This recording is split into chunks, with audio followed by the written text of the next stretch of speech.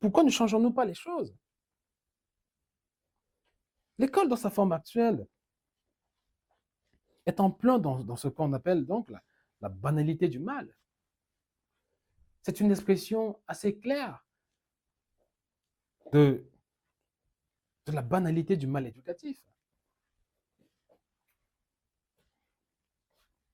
Pas parce que les gens qui y travaillent, qui travaillent donc à l'école, je passe des enseignants au personnel administratif, pas parce que ces gens-là sont mauvais,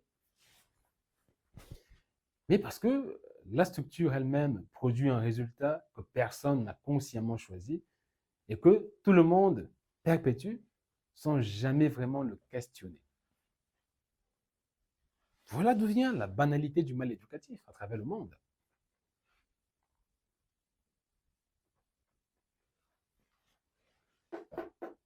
96%. 96%. Voilà le résultat. Voilà le produit de la banalité. Voilà ce que produit la banalité, silencieusement. Voilà ce que produit la banalité, silencieusement, régulièrement, année après année, génération après génération. 96%. La quasi-totalité de l'humanité.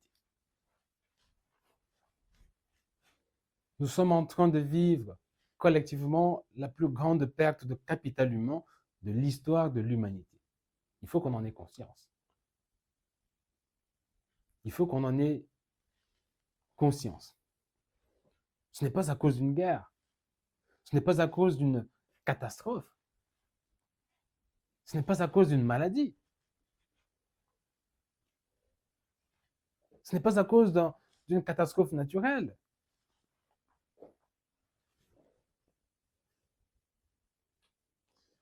Mais c'est à cause d'une cloche. C'est à cause d'un bureau, d'un manuel. Et donc, d'un bulletin de notes. Voilà comment je l'explique. Dans la prochaine partie, nous allons sortir de l'histoire. Nous allons entrer dans la solution, dans ce que la théorie de l'esprit souverain propose concrètement, ce que ça signifie de rendre à un enfant la souveraineté sur son esprit, et pourquoi ce n'est pas une utopie. Nous allons entrer profondément dans ceci. C'est une urgence.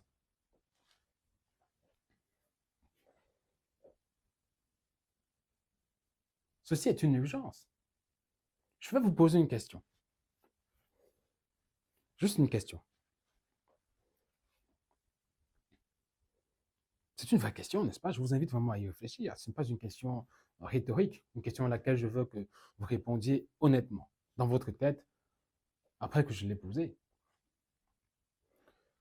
Quand votre enfant, ou l'enfant que vous étiez, posait une question à laquelle l'adulte en face ne savait pas répondre, que se passait-il?